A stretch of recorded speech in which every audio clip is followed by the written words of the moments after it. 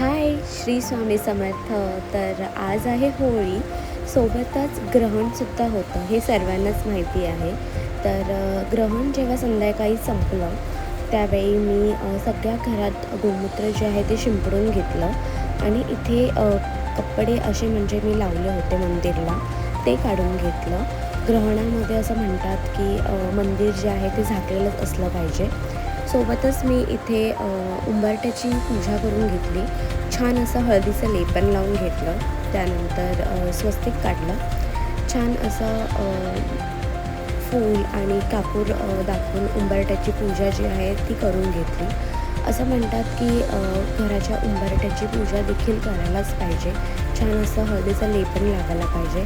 तर इथे हळदीचं लेपन जे आहे ते मी हळद, थोडंसं चंदन, गोमूत्र टाकलं होतं त्याच्यामध्ये. तर ते असं मी लेपन रेडी करून दरवेळेलाच असं उंबरठ्याची पूजा करून घेते. त्यानंतर छान असा कापूर लावून घेतलेला आणि छान अगरबत्ती दाखवून उंबरठ्याची पूजा करून घेतली. त्यानंतर लगेचच मी देव जी आहे ती स्वच्छ धुवून घेतली पाण्याने आणि त्यानंतर मी छान सर्व देवांना हळदी कुंकू लावलं. छान असं माझ्याकडे महादेवाची पिंड देखील आहे, त्यालाही मी भस्म जे आहे ते लावून घेतलं. सोबतच हळदी कुंकू देखील लावलं आणि इथे आहे उतरंडी. असं म्हणतात की मंदिरात आपल्या उतरंडी देखील असलीच पाहिजे. लक्ष्मीचं प्रतीक असतं ते. तर प्रत्येक उतरंडीमध्ये मी धान्य, पैसे वगैरे असं ठेवलेलं आहे. सोबतच मी इथे विठ्ठल रुक्माईला छान असं हार घातला आहे. सोबतच इथे आपले स्वामी, त्यांनाही मी छान असं वस्त्र घातलं आहे. टिक्का वगैरे अप्लाय केला आणि छान असा मुखवट घातलेला आहे त्यांना.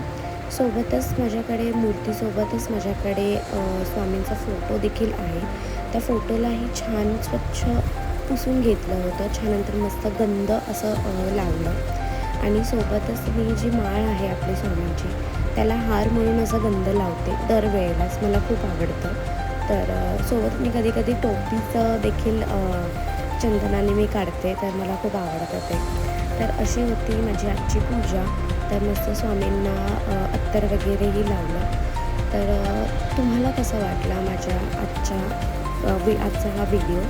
तर तुम्ही हे जे माझं नारळ देखील बघत आहात, तेही माझ्या कुलदेवतेच्या नावाने मी हे ठेवलं होतं आणि ते छान असं रुजलं आहे. तर इथे आहे माझं मंदिर घर. तर तुम्हाला माझ्या आजची ही पूजा कशी वाटली ती कमेंट करून नक्की कळवा. श्री स्वामी समर्थ.